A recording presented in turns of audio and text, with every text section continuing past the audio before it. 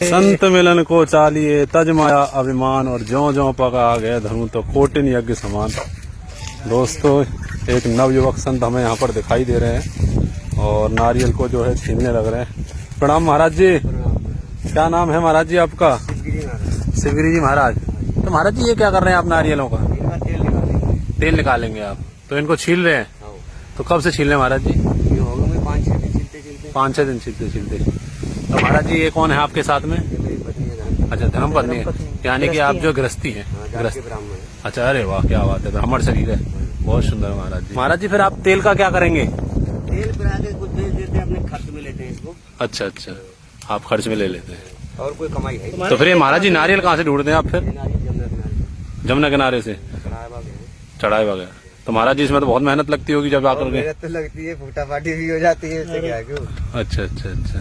कर्म करना है, भजन करना है, पेट तो पालना ही है। सत्य भिक्षा मिल नहीं रही, चोरों ने सबका गड़बड़ कर दिया। इस भेष में चोर भी तो हैं जी। सत्य बात कही महाराज जी ने। इस भेष में ये ऐसा भेष है महाराज जी, कोई भी धारण कर लेता है। कोई भी धारण कर, अधिकतर आजकल चोर ज्यादा कर रहे हैं। चोर ज्यादा कर रहे हैं। क्यों? नई पीढ़ी का जो है कि बच्चा अब साधु बनेगा जी, वो जमाना नहीं रह गया बनने वाला। नहीं रहेगा। मान सम्मान है नहीं साधु का। जब अपने माँ बाप के तुम मान सम्मान नहीं कर रहे तो साधु का मान सम्मान कौन कर सकता है? साधु एक बहुत ब्रह्म होता है। ब्रह्म को समझना बहुत कठिन शक्ति है। इतनी क्षमता मानव के अंदर नहीं है जो आप ब्रह्म को समझ पाए जी। ब्रह्मांड को जब ब्रह्म को समझ लोगे तो ब्रह्मांड को समझ लोगे। क्या बात। अपने माँ बाप को समझ लिया तो आपने ब्रह्म को पहले समझ लिया। प्रथम गुरु माता पिता बताए जाते हैं, फिर जगत गुरु ब्राह्मण बताया जाता है, और ब्राह्मण का गुरु सन्यासी बताया जाता है। तो हमें मेरे गुरु सन्यासी है, ठीक है। गुरुमुखी आदमी थोड़ा तो ज्ञान होना चाहिए मानव में, इस प्रकार से हमें चलना। लेकिन महाराज जी जो ब्राह्मण है वो कर्म से बड़ा होता है। फिर कर्म तो सब चीज में बड़ा है, चाहे संत हो जी, चाहे ब्राह्मण हो, चाहे गृहस्थ हो, कोई भी हो। अगर मान के चलो ब्राह्मण कर्म अच्छे ना करे फिर ब्राह्मण वो भी तो नरक में जाएगा, वो भी तो नरक का भागी है। हम कहे जी हम ब्राह्मण कुल से हैं और हम उल्टा कर्म करेंगे, चोरी करेंगे, छिनारा करेंगे जी, उल्टे सीधे कर्म, मांस मंदरा ऐसी चीजों को खाएंगे तो हमारा वो ब्राह्मण थोड़ी है, तो अत्याचारी हुए। अत्याचारी हो, वाह क्या बात है, बहुत सुंदर। तो महाराज जी से आप गृहस्थी संत है? गृहस्थी संत से ही ब्रह्म पैदा होता है और ब्रह्म को वही जान सकता है जो गृहस्थी संत है। ये आपकी धर्मपत्नी है जी? ये धर्मपत्नी। ब्रह्म कह रहे थे आप, गृहस्थी संत से ब्रह्म पैदा होता है। हाँ, गृहस्थी से ही ब्रह्म पैदा है और ब्रह्म को जानने के लिए गृहस्थी करना बहुत आवश्यक है। जो गृहस्थी नहीं करता है उसे ब्रह्म की पहचान नहीं होती। गृहस्थ आश्रम सबसे बड़ा आश्रम है। इसमें भी ब्रह्मचर्य पालन करा जाता है, इसमें भी कर्म करे जाते हैं, तभी जाकर ये बड़ा है जी। नहीं तो ऐसे नहीं बड़ा है जी। हर चीज के कारण होते हैं, दो चीज, एक बात के दो कारण होते हैं, हर सवाल के दो जवाब। तो आप अपने गृहस्थ का लालन पालन किस प्रकार कर रहे हैं? हम तो ऐसे ही कर रहे हैं, अपना जैसा है देख लो आपके सामने। देखो ना इनकी मेहनत दिखाई दे रही है, कितने सारे नारियल इन्होंने छील के रखे हुए हैं। देखिए सबसे अच्छी बात तो ये कि यमुना जी का भी जो मैया पे भरोसा करते हैं, ठाकुर जी पे और किसी पे नहीं। सबसे अच्छी बात तो ये ना कि यमुना की सफाई भी इस बहाने हो जाती है। सफाई भी हो रही है, अपना कर्म भी हो रहा है। इसका जो तेल निकलता है उससे अपना जीवन यापन कर रहे हैं, आप लालन पालन कर रहे हैं। और सबसे अच्छी बात है कि आपको कुछ बोध है, ज्ञान है। महाराज जी आपके पास घर परिवार नहीं है? जैसे घर परिवार है, सब त्याग करके आए। सब त्याग करके आए? भाई बंधु सब है। अच्छा, फिर सब त्याग दिया तो पत्नी को क्यों नहीं त्यागा? ये चीजें त्यागने की नहीं होती हैं। अच्छा, ठीक है। हम ब्राह्मण इसलिए नहीं त्यागे हम। अच्छा, अन्य लोग त्याग भी देते हैं जी। बहुत से लोग त्याग दर की ठोकर खिलाने के लिए त्याग दोगे, इससे बड़ा अपराध कहाँ है? क्या बात। तो माँ बाप को भी तो त्यागा फिर आपने, उनको भी तो फिर दर की ठोकर। तो कर्म हो गया।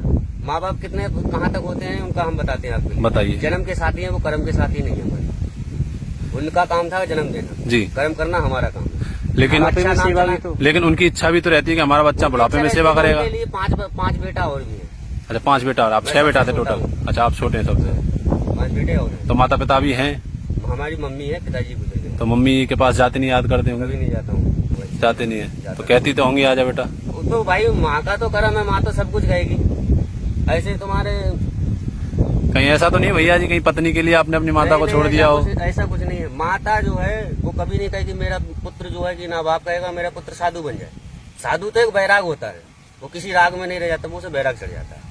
फिर वो अपने धन संपत्ति गृहस्थी सब त्याग कर देता है। जैसे पहले तो राजा महाराजा ही साधु बनते थे, आज तो जिसके घर में खाने को नहीं है चोर बदमाश यही साधु बन गए। मैं 1 नंबर का राजमिस्त्री हूँ, 1 नंबर का कार्ड मिस्त्री हूँ। इंजीनियरिंग पास कर रखी मैंने, डिप्लोमा ठीक है, ये चीजों का सब त्याग किया है। मैं नक्शा देख के काम करता हूँ। Double bed, chair, dining, dressing कुछ भी बनवा लूँ मेरे से। अच्छा। हाँ, मगर मैं ये सब चीज त्याग कर दिया। क्यों कर दिया? ये बैराग चढ़ जाता है। माँ पूर्णागिरी में मैं रहता था, मेरे यहाँ खटीमा, तो आश्रम भी मेरा खटीमा में ही है। इंजीनियरिंग आप ये जरा बताइए, आप इंजीनियरिंग वगैरह आप ये सब कुछ कर चुके हैं, तो आप तो लाखों रुपए कमा रहे होते। 1500 रुपए उस समय कमाता था, जिस समय 100 रुपए दिहाड़ी चलती थी मिस्त्रियों की। उस समय रोज उस समय आप 1500 कमाते थे। 1500 कमाता था मैं। और खाली काम नहीं करना, खाली ड्रांग देख करके बताने था, रंगत करनी थी। तो आपको विचार ऐसा क्या हो गया, अब आप यहाँ पर जो है एक एक रुपए के लिए इतनी मेहनत कर रहे हैं, तब आप बैठे बैठे खाते। अब ये भी तो हमारा कर्म है, क्या पता हमारे भाग्य रेखा है। ये बिना भाग से तो कोई संत बनता नहीं है। जी। जिसके भाग, ये कर्म रेखा होती है। 7 पीढ़ी गुजरने के बाद में एक संत पैदा होता है परिवार में। और वो संत कैसा होता है? वही संत आपको 7 पीढ़ियों को तार भी सकता है और 7 पीढ़ियों को डुबो भी सकता है। 2 प्रकार के संत इसलिए बोले गए। जी। मैंने कहा नहीं, चोर ज्यादा कर रहे हैं, संत ज्यादा बन रहे हैं। जिसके घर में परेशानी वो संत बन गया। जी। माँ बाप ने दुखी कर दिया वो संत बन गया, या माँ बापों को दुखी कर दिया तो माँ बाप बन गए संत। कितनी जमीन थी आपके पास? हमारे पास तो 72 बीघा जमीन थी। ओहो। मतलब कम रहेगी। हाँ, हमारे पिताजी जो विधायकी लड़े उसमें ज्यादा बेच दी हमने, उसके बाद अब कम रहेगी। 72 बीघा जमीन और इतनी अच्छी नौकरी, पापा विधायक, और इतना कुछ त्याग करना तो बड़ी मुश्किल की बात है। त्याग तो ऐसे हो जाता है जैसे बैराग चढ़ जाता है मानव को। जी। बैराग एक अलग चीज है। जैसे बैराग नहीं होगा तो संत नहीं है। संत बैरागी होते हैं, उसमें कोई राग नहीं। बैराग का मतलब ये है कि उन्हें किसी चीज से मतलब नहीं रह गया, सिर्फ एक ईश्वर से मतलब होता है। जी। इसीलिए भक्त।